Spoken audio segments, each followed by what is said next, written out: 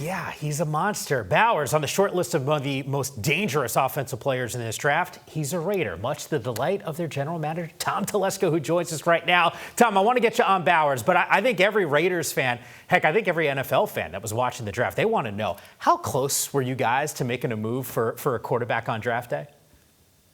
Is this before or after the coin flip for Brock Bowers? Do we want to have that conversation? All right, take me into this, because I saw that quote from Terry on Arnold, and I'm like, come on, man. Like, there wasn't a coin flip. Yeah, no, typically I use a magic 8-ball, not a coin. But no, part of the draft process, and we do this really 2 weeks before the draft, we'll go through all different scenarios of what could happen in the first round and how we would react to it and discuss it. So and when you're picking 13, there aren't that many scenarios to go through. So obviously we had gone through the scenario of players being gone and Brock Bowers is there. And we discussed in a small group. And if that happened, like, hey, we're going to take Brock. So we had gone through that process. So on draft day, certainly in the first round and a little bit in the second round, there's not a whole lot of discussion when you're on the clock, because you've already gone through the scenario of what could play out and what you're going to do. So that's what happened with Brock. Tom, and I get that every team's going to have those scenarios, but not for nothing, man. 6 quarterbacks in the first 12 picks. We've never seen that in NFL history before. What's it like for you in that room watching this unfold? Because I got to imagine, of all the scenarios, did you actually have that one as an option? I came up under Bill Polian, and you got to have every possible scenario covered, because, like I said, if you're discussing it on the clock, it's too late. So we had a good feeling that 5 quarterbacks could go off. The 6th one, we knew Atlanta had interest in Penix. Didn't know if it'd be first round or second round, but so we had that accounted for, that could happen. Didn't think the odds were that high, but that could happen. We don't know what happens in other buildings. So we'd gone through that process, and luckily, if you prepare well enough, there's no hiccups in the process. And we're really lucky to get Brock. We're looking to add to our offense. We just didn't score enough points last year. So whether it was an offensive lineman or a skill player, that kind of help us move the football and score more, we think Brock can help us there. Well, look, you've addressed both of those needs, and in this offseason also bolstered the quarterback room. Today is May 9th. How do you view that room in particular? Is Aiden at the point where he's progressing enough to push Gardner Minshew for QB1? Yeah, absolutely. And that's the plan, is, we have both those guys really compete through the offseason program, but more so in training camp. And we'll see how it plays out. I thought Aiden did an excellent job last year in a really difficult situation where, the head coach changed, the coordinator changed, and he played really good football down the stretch.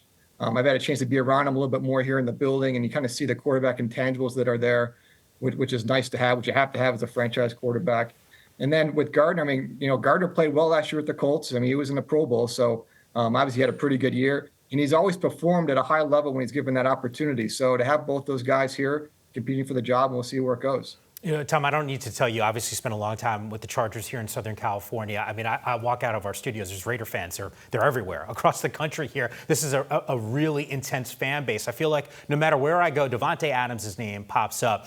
Look, there's a ton of speculation, rumors, reports, whatever you want to call it, saying, hey, I want to play for another quarterback. He is on record, though, saying this is where I want to be. I want to be a Raider. How do you characterize the conversations between you, the rest of the front office, the coaching staff, with arguably the best wide receiver in the league?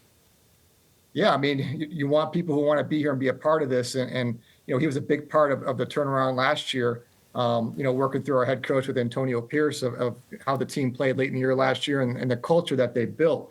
So, we need them. Our defense played pretty well last year. Offensively, we just have to score more points. And look, he's one of the best players in the league at his position, still playing at a really high level. And he's a leader on this football team, which we have to have as well. So, yeah, I know when I took the job, we need players like him. Like, we need them here, not other places. So, we're thrilled to have them. Tommy, before we let you get going, you dropped Antonio Pierce's name. I got to ask you, obviously he gets this job now full-time, well on Max Crosby, all these guys that want to play for him. You've been in the game for a really long period of time.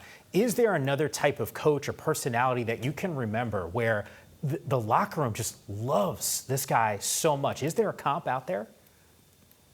That's be hard. It's hard to comp Antonio Pierce with anybody if you've been around him. He just has a special ability to relate to people and lead people, whether it's with communication, motivation, education. He just has that trait, and you either have it or you don't. He has that leadership trait, and it's been fun working with him. And he's coached at the high school level, the college level, the pro level. He knows how to connect with athletes. Obviously he was a high-level player himself in the NFL, and he's had to earn everything he's ever had to get in the game of football. So it's been really fun working with him. He does not carry himself like a first-time head coach at all. He has a really big picture view of the football team and our future and a vision of what he wants to be on offense, defense, and special teams. And it's been great working with him. It's been a great relationship so far. Yeah, one of my favorite dudes in the league. There's no question. I got to know him a little bit when he was coaching at ASU. Tom, you got a gem, man, inside that locker room. Cannot wait to see the success Brock Bowers and the rest of these guys have in week number 1. Enjoy the rest of this offseason, although there's really not much of an offseason, as you know. Hey, thanks for having me on, Mike. Appreciate it.